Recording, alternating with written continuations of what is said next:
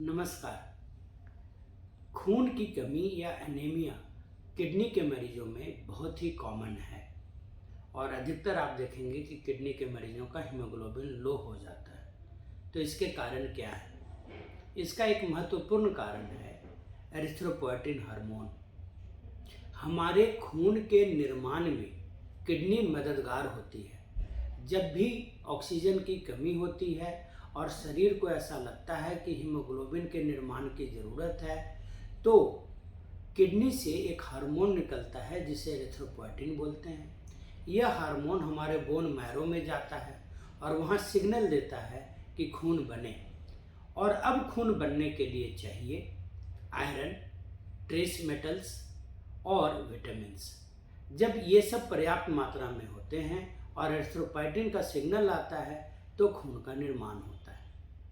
अब जब किडनी कमज़ोर हो जाता है तो बहुत बार ये एरिथ्रोपोएटिन हार्मोन भी शरीर में विलुप्त होता चला जाता है। लेकिन अच्छी बात ये है कि एरिथ्रोपोएटिन हार्मोन के इंजेक्शंस और उसके और भी अधिक रूप जैसे डार्बेपोएटिन, पेगलेटेड एरिथ्रोपोएटिन या एक ये से वर्ड हम लोग यूज़ करते हैं एरिथ्रोपोएसिस स्टिमुलेटिंग एजेंट्स, ये सारे अब मार्केट में उपलब्ध हैं। तो इन इंजेक्शंस को अगर हम दें तो एरिथ्रोपोएटिन की कमी से हम बच सकते हैं और किडनी के मरीजों में हम लोग इन इंजेक्शंस को रेगुलर बेसिस पे देते हैं। इस पर रिसर्च हो रहा है कि इस हार्मोन का कोई ओरल रूप आ जाए तो वह भी संभव है कि अगले 2-3 सालों में वह भी उपलब्ध हो जाए। लेकिन एक और भी कारण है खून के कमी का और वो है आयरन की कमी, ट्रेस एलिमेंट्स की कमी और विटामिन की कमी। किडनी के मरीजों में बहुत बार भूख कम लगने लगती है और इसके कारण हम लोग विटामिन की कमी के चपेट में आ जाते हैं। इतना ही नहीं, बहुत बार डॉक्टरी सलाह पे बहुत सारे खाने पीने की चीज़ मना हो जाता है किडनी के मरीजों को और बहुत बार किडनी के मरीज तो डर से भी अत्यधिक परहेज करने लगते हैं। तो जब शरीर में प्रोटीन नहीं होगा, आयरन नहीं होगा, विटामिन नहीं होगा तो खून की कमी तो आएगी ही। लेकिन अच्छी बात यह है कि आयरन की गोलियां भी आती हैं, इंजेक्शंस भी आते हैं, विटामिन की गोलियां इंजेक्शंस आते हैं। तो अगर खून के कमी का कारण यह है तो उसको भी दूर किया जा सकता है। तीसरा महत्वपूर्ण कारण है खून के कमी का ब्लीडिंग। जैसे कि पाइल्स या खूनी बवासीर बहुत ही कॉमन है और बहुत बार लोग इसे मिस कर जाते हैं। तो अगर ब्लड लॉस हो रहा है तो खून की कमी तो आ ही जाएगी।